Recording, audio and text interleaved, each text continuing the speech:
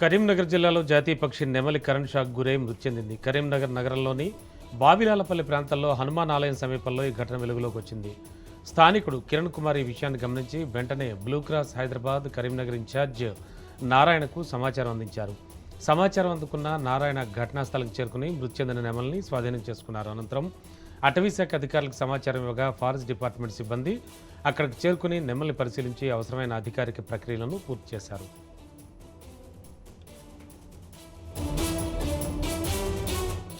తిరుమలలోని SV museum అభివృద్ధి పనులను వేగవంతం చేయాలని టీటీడీ అదనపు ఈవో వెంకయ్య చౌదరి అధికారులను ఆదేశించారు. శ్రీవారి సాలకట్ల బ్రహ్మోత్సవాల నాటికి అన్ని పనులు పూర్తి చేసి భక్తులకు అందుబాటులోకి తీసుకురావాలని సూచించారు. ఎస్వీ మ్యూజియంను సందర్శించిన ఆయన అక్కడ ఏర్పాటు చేసిన వివిధ గ్యాలరీలను పరిశీలించారు. ఈ సందర్భంగా మ్యూజియంలోని గ్యాలరీలను మరింత సుందరంగా తీర్చిదిద్దడంతో పాటు భక్తులకు ఆధ్యాత్మిక అనుభూతి కలిగేలా ప్రత్యేక చర్యలు చేపట్టాలని అధికారులకు సూచించారు. అనంతరం మ్యూజియం పరిసర ప్రాంతాలను కూడా పరిశీలించిన వెంకయ్య చౌదరి భక్తుల సౌకర్యార్థం పార్కింగ్ ఏర్పాట్లు, మొబైల్ కౌంటర్లు, పాదరక్షలు భద్రపరిచే కేంద్రాల ఏర్పాటుపై పలు సూచనలు చేశారు. బ్రహ్మోత్సవాల సందర్భంగా భక్తులకు మెరుగైన సౌకర్యాలు అందేలా అన్ని ఏర్పాట్లు సమయానికి పూర్తి చేయాలని అధికారులకు ఆదేశించారు.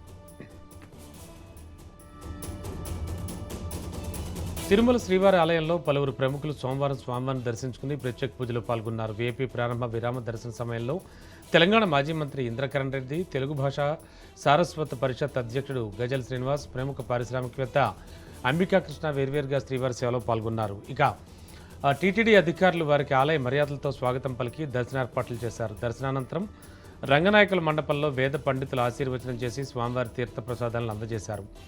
బాలల కోసం ప్రత్యేక ప్రపంచ తెలుగు మహాసభలను డిసెంబర్ 5, 6 తేదీల్లో ఒంగోలులో నిర్వహిస్తున్నట్లు ఈ సందర్భంగా గజల్ శ్రీనివాస్ తెలిపారు. ఆంధ్ర సారస్వత పరిషత్ ఆధ్వర్యంలో జరిగే ఈ మహాసభలో 4 లక్షల మందికి పైగా బాలబాలికలు పాల్గొంటారని, తెలుగు భాష, సనాతన ధర్మం, ఆంధ్ర వైభవాన్ని ప్రపంచానికి చాటి చెప్పేలా కార్యక్రమాలు నిర్వహించినట్లు వెల్లడించారు.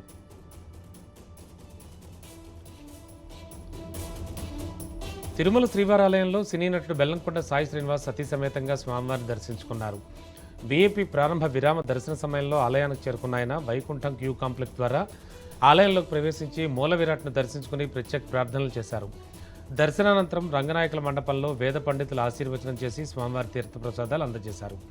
ఈ సందర్భంగా ఆలయ అధికారులు ఆయనకు స్వాగతం పలికి దర్శన ఏర్పాట్లు పూర్తి చేశారు.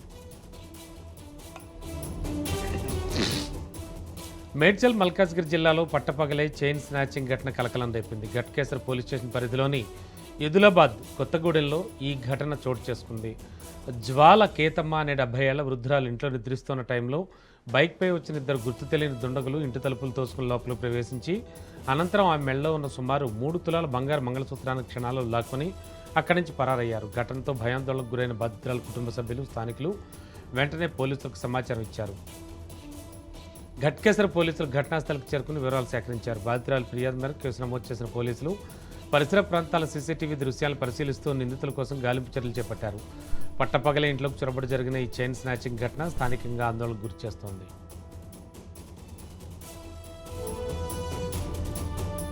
మహబూబాబాద్ జిల్లాలో గంజాయి అక్రమ రవాణాపై పోలీసులు ఉక్కుపాదం మోపారు. డోర్నకల్ మండలంలోని ములకలపల్లి గ్రామ శివార్లో గంజాయి తరలిస్తూ విక్రయాలకు పాల్పడుతున్న ముఠాను పోలీసులు పట్టుకుని 7 యువకులను అరెస్ట్ చేశారు. విశ్వసనీయ సమాచారం మేరకు ప్రత్యేక నిఘా ఏర్పాటు చేసిన డోర్నకల్ పోలీసులు పాండవులగుట్ట సమీపంలో తనిఖీలు నిర్వహించారు. ఈ సందర్భంగా 7 యువకులను అదుపులోకి తీసుకోగా మరో నిందితుడు పోలీసులను గమనించి అక్కడి నుంచి పరారైనట్లు అధికారులు తెలిపారు.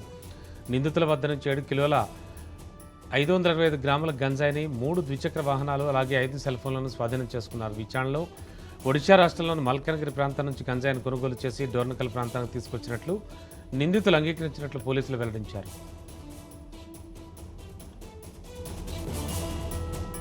నగర శివారు నార్సింగ్ పోలీస్ స్టేషన్ పరిధిలో దొంగలు రెచ్చిపోయారు. ఖానాపూర్ గ్రామంలోని పోచమ్మ దేవాలయాన్ని లక్ష్యంగా చేసుకున్న గుర్తు తెలియని దుండగులు అర్ధరాత్రి చోరీకి పాల్పడి బేభత్సం సృష్టించారు.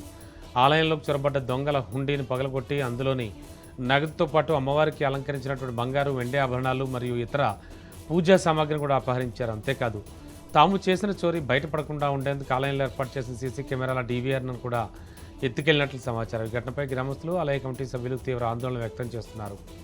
ఆలయ పరిసరాలపై పూర్తి అవగాహన ఉన్న వ్యక్తులే చోరీకి పాల్పడి ఉండొచ్చన్న అనుమానాలు కూడా వ్యక్తం చేస్తున్నారు.